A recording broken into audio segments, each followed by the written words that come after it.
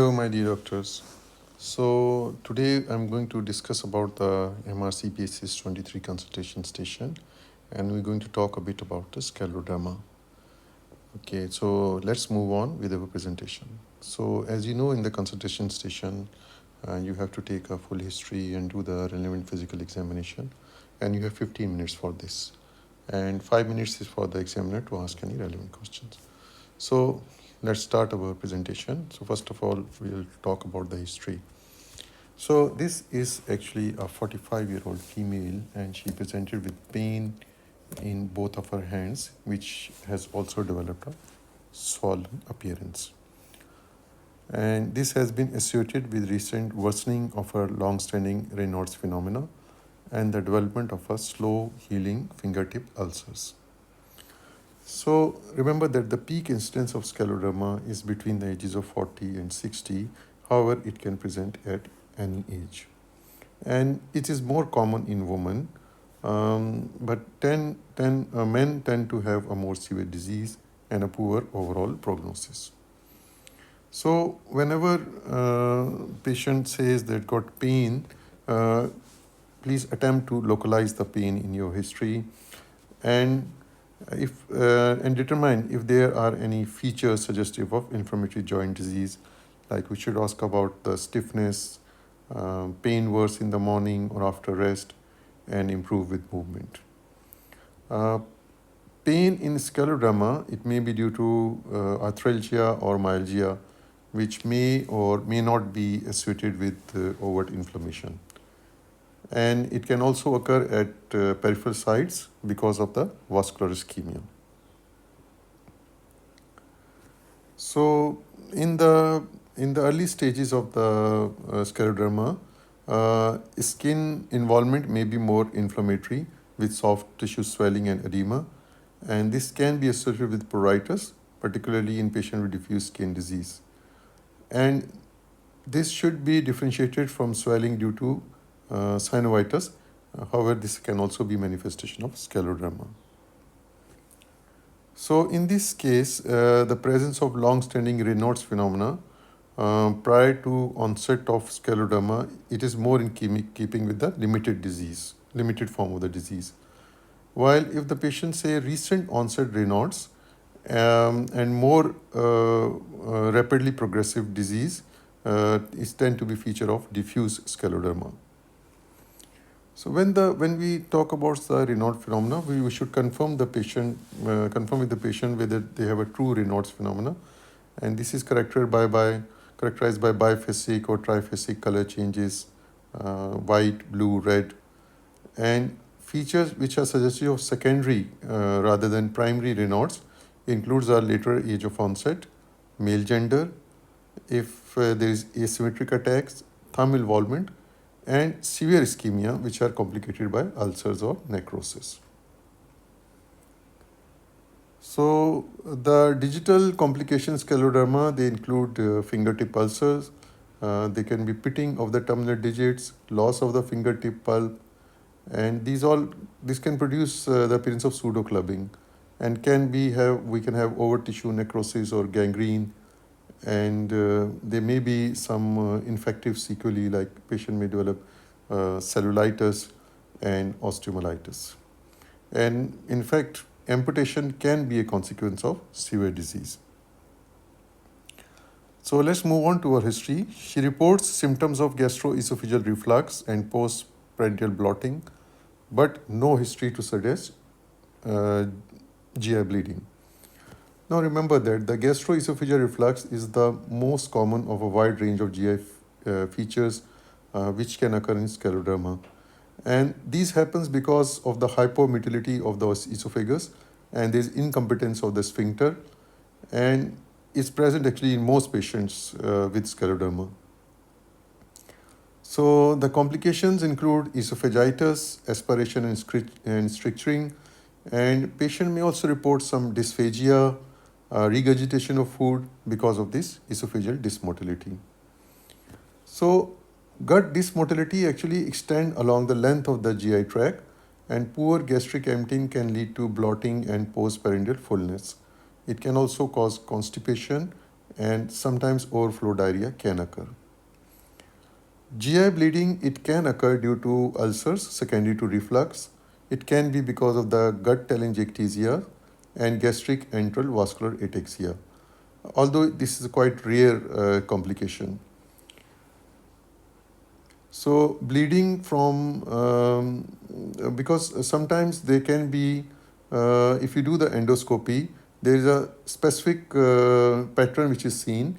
There are longitudinal stripes of red vessels, and this is called watermelon stomach. And remember that bleeding from these various causes, it may be a cold, or it can present more dramatically with acute hemorrhage. So must ask about any GI bleeding in the history. She denies any muscle pain and weakness or mucocutaneous symptoms. So muscle involvement scleroderma may be inflammatory, which is actually similar to polymyositis with pain and elevated inflammatory markers and elevated CK.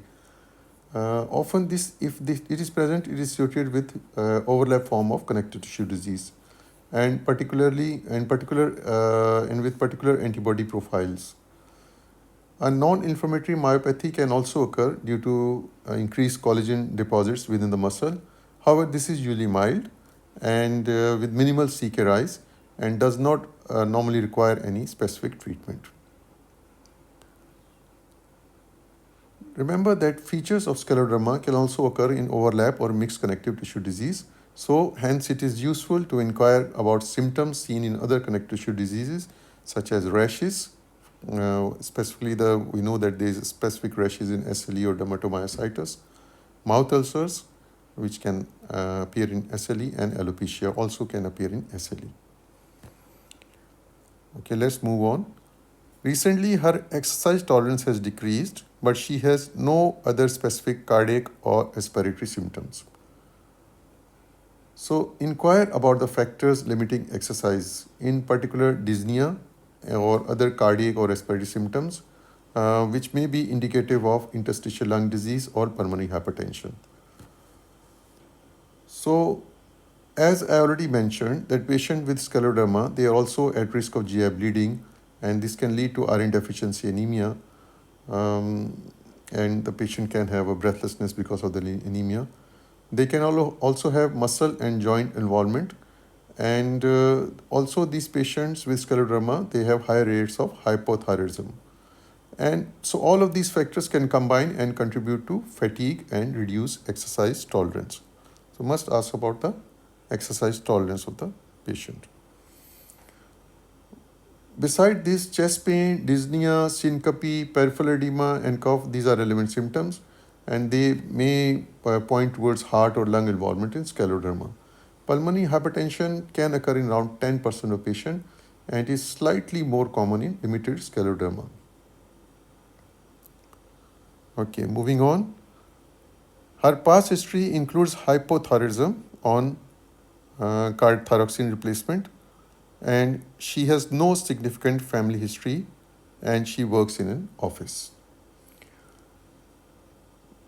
So other conditions that are recognized to occur in associations include hypothyroidism, and one more condition which is associated is primary biliary cirrhosis. So rare familial cases have been reported, but overall the etiology of scleroderma is poorly understood and is thought to be multifactorial with a number of possible genetic and environmental components. Several environmental toxins like silica and vinyl chloride have been associated with scleroderma or scleroderma-like symptoms. So it is important to ask about the patient working conditions, the profession, everything. Okay, so that's all about the history. Now we come to the examination. So on examination, this patient has a blood pressure of 130/80 and otherwise normal vital sign. There is skin thickening and puffiness of the finger with associated difficulty making a fist. Remember that monitoring blood pressure is vital in scleroderma, as hypertension is actually a feature of potentially organ and life-threatening manifestation. And my life-threatening manifestation, I'm talking about scleroderma renal crisis. So untreated accelerated hypertension proceed to renal failure, and in some cases it can cause microangiopathic hemolysis. So risk factors include recent onset diffuse disease, RNA polymerase 3 antibody positivity, steroid use, particularly dose more than 15 milligram daily. And for the scleroderma renal crisis, ACE inhibitors, these are the mainstay of therapy, and they significantly improve the prognosis. So other abnormalities of circulatory and respiratory vital signs suggest cardiac or respiratory involvement, like we're talking about pulmonary hypertension, interstitial lung disease, myocarditis or pericardial tamponade, and all these actually requires urgent assessment and management. So it is important that because you have to do focus examination, to just focus on the cardiovascular examination as well on the respiratory tract examination, keeping in mind the complications which can arrive because the patient has scleroderma.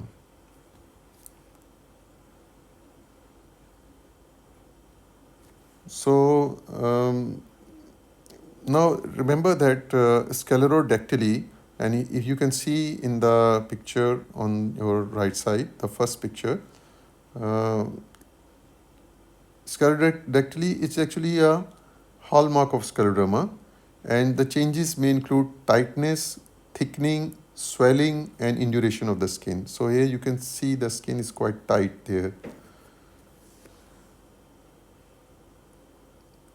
So the differential diagnosis for thickening of the skin include other rare conditions such as morphia.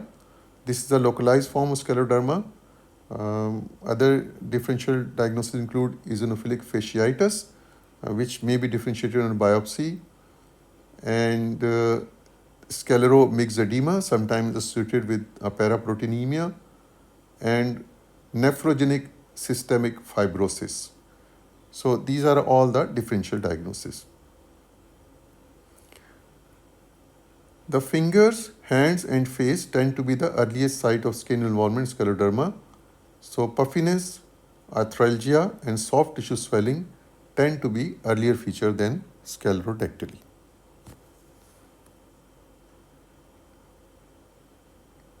So the sclerodactyly, actually, it can lead to joint contractures, reduced range of movement, and tapering of the digits. And when severe, this can result in marked functional limitation. Okay, so moving on to our examination. There are no apparent skin changes elsewhere.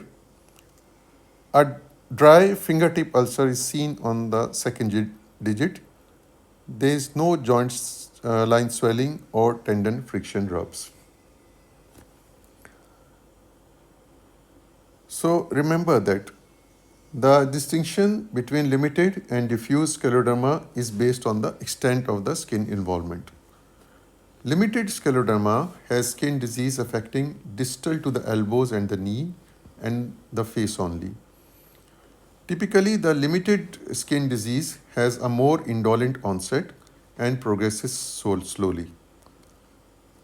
While in contrast, diffuse skin disease additionally affects the proximal limb and the trunk and tend to have a more rapid onset and progression. And limited scleroderma is more common than diffuse. The ratio is 4:1. The ulcers occur in around half of patients with scleroderma as a complication of Raynaud phenomena with progressive pathological changes in the small vessels leading to digital ischemia. And the common sites are fingertips, malleoli, heels, and toes.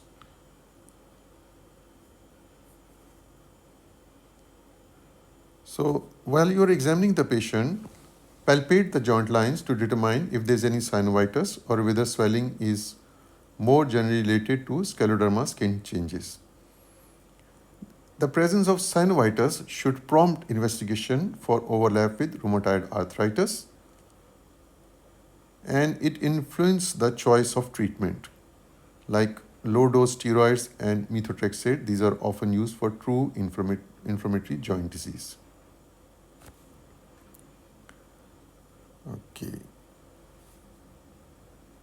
let's move on to our examination. Dilated nail fold capillaries are present, as are severe telangiectasia over the face and chest.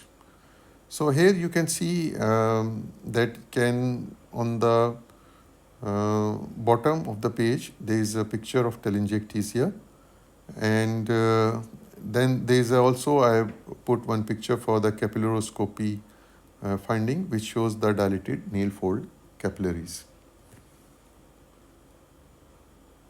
So abnormal nail fold capillaries, these are the typical features of scleroderma, and patients with isolated Raynaud's phenomena can predict the later development of scleroderma. Specific patterns can be identified when formal nail fold video capillaroscopy is performed. So the different patterns include enlarged or joint capillaries, hemorrhages, capillary loss, and disorganization of capillary architecture. And these are all features that can be seen in scleroderma. There is no evidence of calcinosis. The patient has a mouth aperture of 4 cm, the chest is clear, and there is no appreciable loud P2 or right ventricular heave. We know the scleroderma, the skin will be quite tight. So skin involvement of the face can lead to reduction in the mouth opening. So as a rule of thumb, reduced mouth aperture is suggested if the patient is unable to open their mouth more than the width of their second, third and fourth digit held together horizontally. And limited mouth opening can compromise food intake and oral hygiene. Obviously, you're going to auscultate the lungs for signs of pulmonary fibrosis. Classically, we're looking for Velcro-like inspiratory crackles at the lung bases bilaterally, which suggests interstitial lung disease. Examine for clinical features of pulmonary hypertension. In advanced stages, signs of right heart failure may occur. And ideally, this pulmonary hypertension should be detected on screening prior to the development of the florid symptoms or signs. And you can see there I have also put one picture for calcinosis. And calcinosis, they actually refer to the calcific deposits which occurs in the subcutaneous tissue, and they usually appear as a white or yellowish nodules, nodular plaques that are firm, and they sit at the surface of the skin. They can become painful and ulcerate, leading to discharge of the calcium-based material. And remember, calcinosis is notoriously difficult to treat. So let's move on to the investigations. So initial blood tests include full blood count, urea electrolytes, LFTs, and inflammatory markers are normal. One should look for anemia in the full blood count, which may reflect occult blood loss or vitamin malabsorption in case of bacterial overgrowth. Elevation of the white cell count may suggest infection. Cytopenia may be immune mediated and reflect overlap with other connective tissue disease. Urea and electrolytes should be done because renal impairment can occur due to renal vasculopathy, the most extreme presentation being that of scleroderma renal crisis. Liver function tests should be done because primary biliary cirrhosis is associated with scleroderma, and obstructive LFTs should prompt further investigation, including the antimitochondrial antibodies. Inflammatory markers, they are usually normal or only mildly elevated in scleroderma. Patient with inflammatory arthritis or myositis, as a manifestation of the scleroderma, they can have more marked increase in CRP and ESR.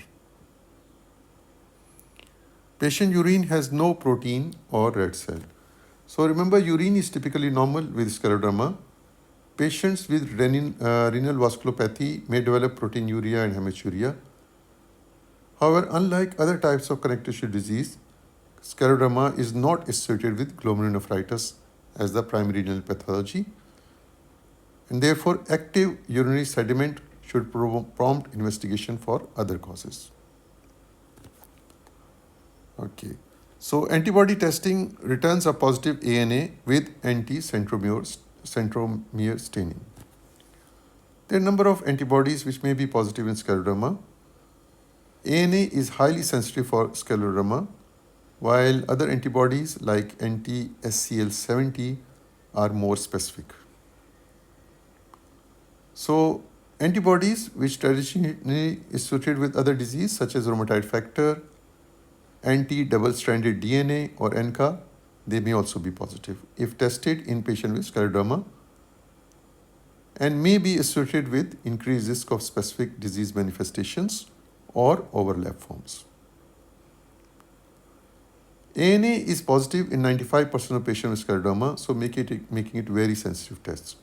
However, it is not specific for scleroderma.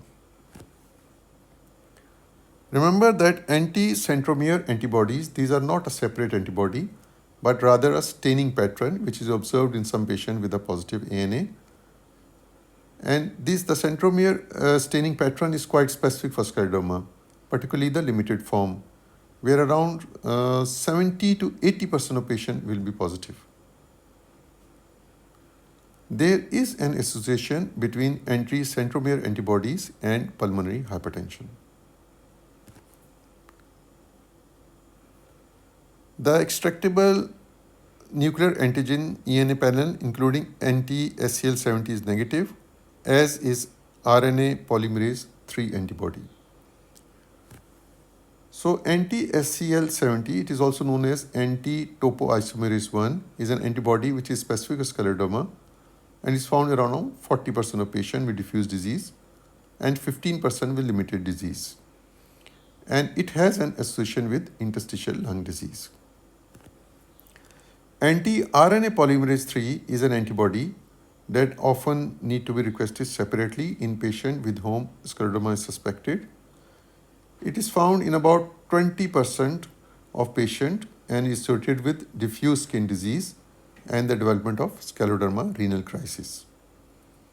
And there is also association between RNA polymerase III and higher rate of malignancy in patients with scleroderma. Okay. X-ray of the hands are normal.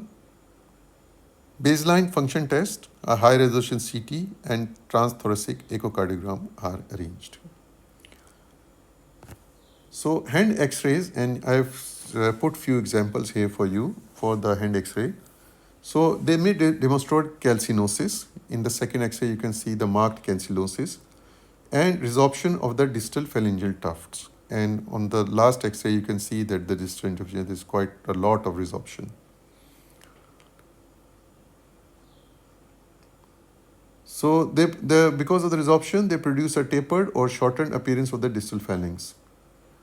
Remember, erosive arthritis is less typical and usually occurs in patients with features overlapping with rheumatoid arthritis. We're going to look for a restrictive pattern on lung function test, which means reduced forced vital capacity with preserved forced expiratory ratio. And lung volumes and the gas transfer may also be reduced. High resolution CT scan of the lung is most sensitive imaging technique to detect interstitial lung disease, and in some centers is performed in all patients at baseline. But many patients have mild fibrosis which does not progress to be clinically symptomatic. A transthoracic echo is a screening test for pulmonary hypertension, and it allows for estimation of the pulmonary artery systolic pressure as well as assessment of right ventricular size and function. So this is all about the investigations for the case of scleroderma. Remember all the positive and all the important negative investigations in this case. So let's move on to the management of this patient. So again, I will divide the management to short term and the long term. So we should arrange referral to a rheumatologist for assessment and management, confirm the patient's particular organ manifestation and arrange further investigations if necessary. We should commence treatment directed at individual disease features, educate the patient about non-pharmacological management of common manifestation. We like to prescribe a proton pump inhibitor for reflux and calcium channel blockers for Raynaud's phenomena, and we'll consider the role of immunosuppression. So remember, scleroderma, it is an uncommon and complicated disease to manage. Therefore, patients should be managed in conjunction with a rheumatologist. So, as with all connective tissue disease, patients with scleroderma, they can have a different combination of manifestations with a broad spectrum of severity. So, it is important to identify and characterize the specific manifestation in any given individuals, as this is the main determinant of treatment and prognosis.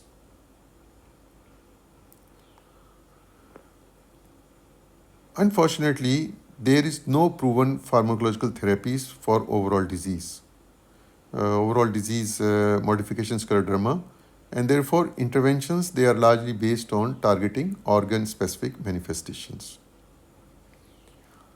Non-pharmacological strategies are vital in many common manifestations of scleroderma. Like patients with Raynaud's should be advised to use gloves and hand warmers and keep their core warm with layers of clothing during winter. For patients with reflux, small meals, raising the head of the bed, avoiding the triggering foods and meals close to the bedtime, these all can help with the symptom control. Regular moisturizing can help with skin symptoms, and gentle range of motion exercise may help maintain function. Patients who got a reflux often need pharmacological therapy in addition to lifestyle measure, and usually a PPI. These are the first line, with the option to combine a histamine receptor blocker such as ranitidine.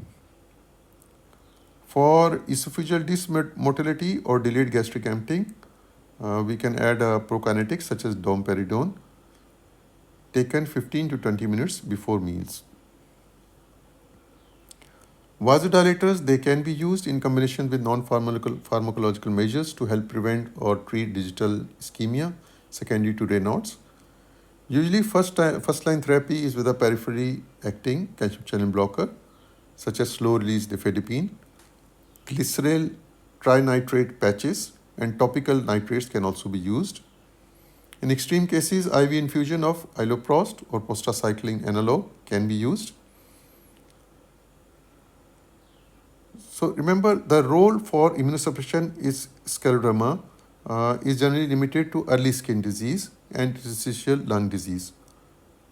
Although the benefits, they are only modest. Immunosuppressive agents may also be helpful to patients with inflammatory arthritis or myositis. Patients who have early diffuse skin disease may benefit from methotrexate, mycophenolate, or cyclophosphamide. Consideration should be given to the natural history of diffuse skin disease. So after initial rapid progression, skin disease actually generally plateaus and improves slightly over time. So immunosuppression is not generally used for limited skin involvement. Coming to our long-term management, we should monitor and manage progression of sclerodactyly, Raynaud's, and GI symptoms. Check the blood pressure at each clinical visit. Perform annual screening for interstitial lung disease and pulmonary hypertension, and commence specific therapies in certain situations. Provide individualized counseling about prognosis, and in very selected cases, consider referral for bone marrow transplantation. So monitor patient with Raynaud's for the development of digital ischemia, skin ulcer, and respiratory infection. So dressings may be required to assist with healing, and antibiotics should be prescribed if signs of infection develop. Imaging should be performed in patients with chronic ulcers in order to exclude underlying osteomyelitis.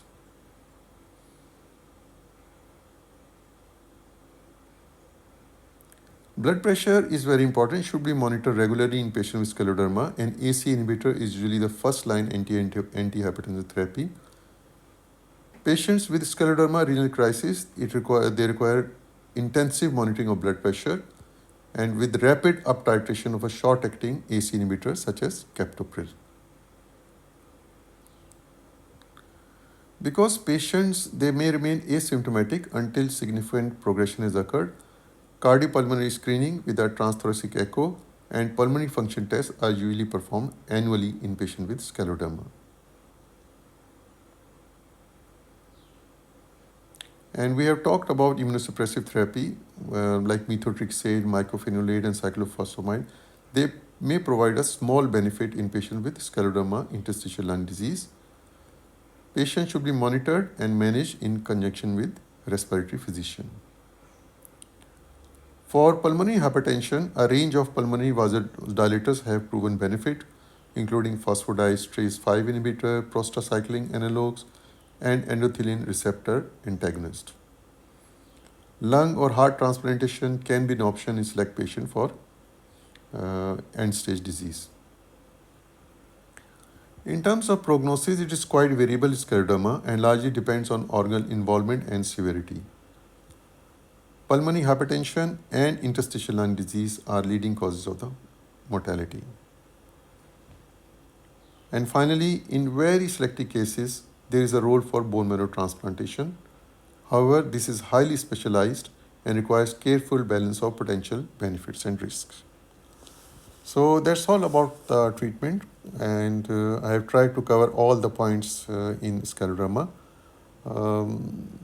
Please let me know if you want me to improve these presentations. Please do comments in the comment section. That will be very important. Okay, thank you very much, and I'll see you in my next presentation.